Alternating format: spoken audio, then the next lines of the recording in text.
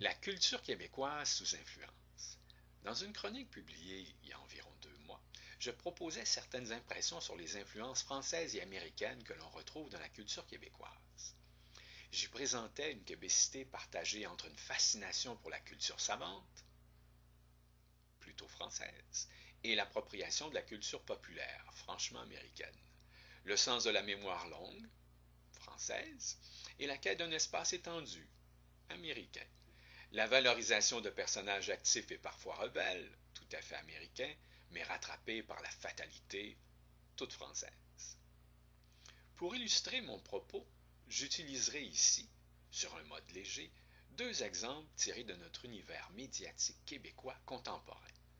Premier exemple, Claude Gingras, libre penseur de la musique sérieuse. Claude Gingras s'est consacré à la critique des disques, des spectacles et des interprètes de la musique dite sérieuse, savante, classique pendant plus de 60 ans. Son objet d'analyse appartient bien à la culture savante et son style, parfois pamphlétaire et ironique, n'avait rien à envier à celui de Voltaire. Mais, cependant, même si d'aucuns l'ont qualifié de misanthrope, il ne s'est pas retrouvé isolé, ni marginalisé. Il s'est, comme tout bon protagoniste de l'américanité, défini et fait respecter par son action. C'était un actif gagnant. Bien sûr, il n'a pas échappé à la destinée, comme chacune et chacun d'entre nous. Mais son caractère semble prévaloir encore. Et si jamais des interprètes en venaient à jouer de la musique lors de ses funérailles ou de quelque autre cérémonie commémorative, je suis prêt à parier que ces courageuses personnes craindront, au moins une fraction de seconde, une critique d'outre-tombe. Deuxième exemple, la nouvelle Maison de verre de Radio-Canada. En apparence, quoi de plus officiellement culture savante empreinte de francité que Radio-Canada? Surtout ses chaînes radiophoniques. Peu ou pas de messages publicitaires, un chronométrage des interventions empreint de rubato, ralenti et accéléré autour de repères temporels fondamentaux lors des nouvelles, jusqu'aux occasionnelles capsules linguistiques d'un ayatollah de la langue, tout n'y respire-t-il pas un désir d'élévation culturelle? Ah, préjugés, quand vous nous tenez!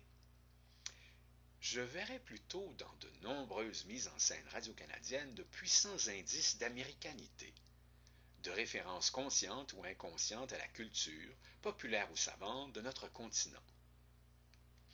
De l'ancienne maison qui ressemblait à une boîte de chiffongie, à la nouvelle maison tout en verre, évoquant la pochette de Glass Houses, album classique de Billy Joel, jusqu'à la disposition des panels de spécialistes aux coulisses du pouvoir, qui évoquent de manière troublante les sketchs Pigs in Space de l'émission The Muppet Show.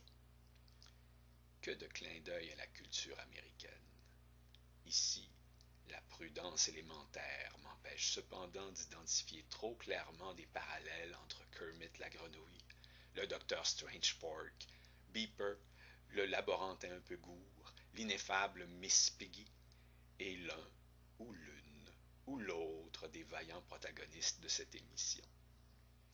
Les dirigeantes et dirigeants de la noble maison pourront tout de même évoquer, quand maintenant en ondes ça ne dit rien d'autre, on préserve un lien avec la culture savante.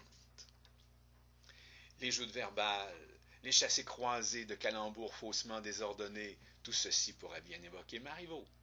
Toutefois, le temps résiduel aléatoire arbitrairement laissé à Madame Grimaldi par l'animateur nous ramène à un classique populaire américain, La ménagerie de verre de Tennessee Williams. La nouvelle maison n'est-elle pas transparente?